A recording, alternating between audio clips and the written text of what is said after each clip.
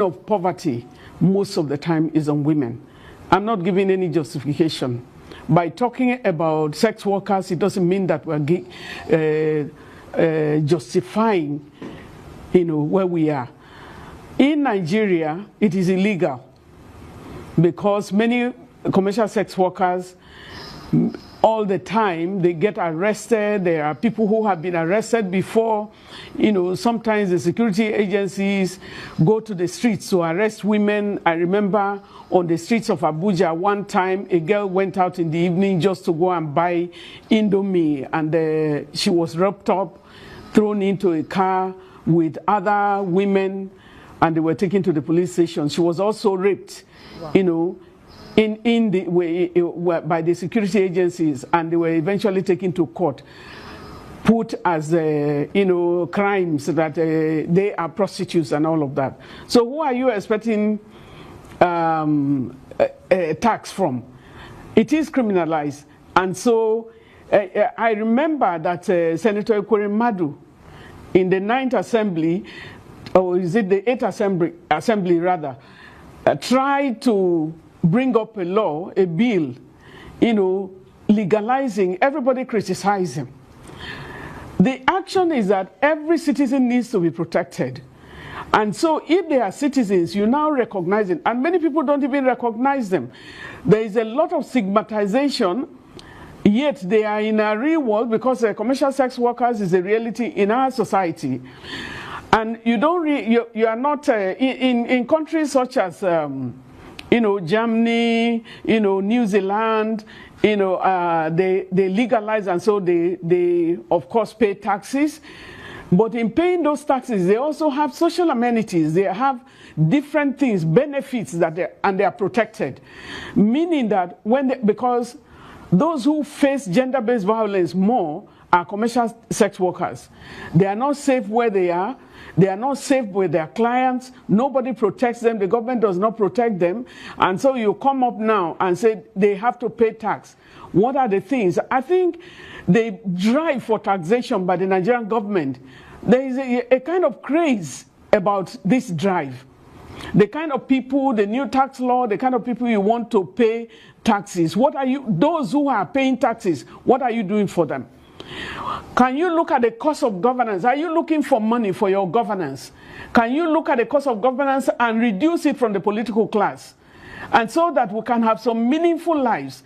I remember as well, I used to live in Lagos, and during the government of Governor Fashola, I can tell you that Lagosians would take themselves to the tax office and say, tax me, I want to pay tax, because they were seeing their taxes working.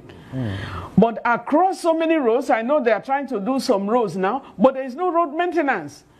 The feeling you are watching trailers, the Nigerian National Union of Road Transport Owners and Workers and so on. You need to go through the roads of Nigeria. I go crisscross to different states across the country. What is our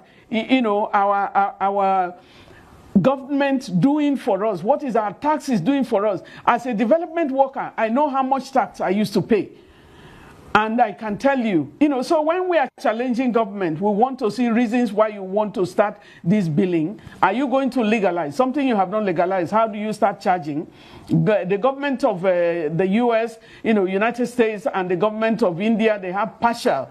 And in that partiality, it doesn't include brothels and all. And so when you are looking at taxation, therefore, you need to look at the steps you are taking. You need to look at, the protection around the commercial sex workers. Who are they? Are they human beings? Are they people's daughters? So we need to look at who they are. And I think every woman is categorized. A lot of people are categorizing women as Ashawo. And I can tell you some of the researches we did.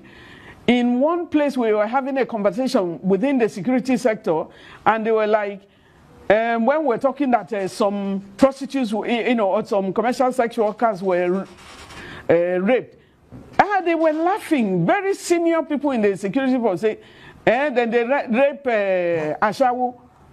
And so who is Ashawo? That's to tell you.